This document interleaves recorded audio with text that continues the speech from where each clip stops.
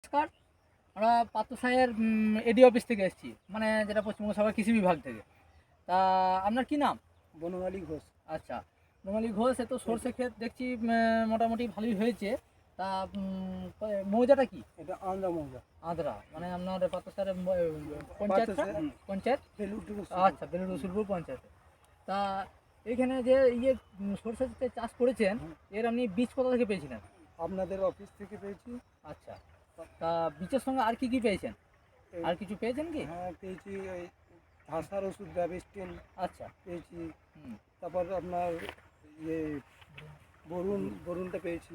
আচ্ছা, তা ব্যবস্থিন দিয়ে ব্যবহার করেছেন? হ্যাঁ, ভালো কাজ হয়েছে। হ্যাঁ। ব্যবহার- বীজ শোধন করেছিলেন? হ্যাঁ হ্যাঁ, শোধন করেছি।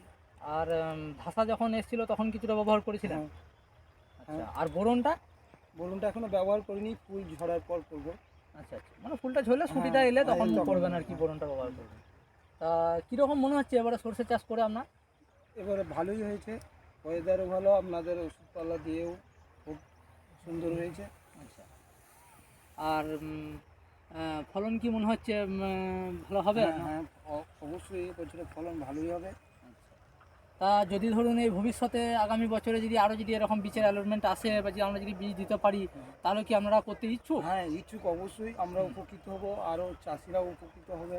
আচ্ছা আরও আমরা চাষ বাড়াবো। আচ্ছা আচ্ছা আচ্ছা, ঠিক আছে, ধন্যবাদ।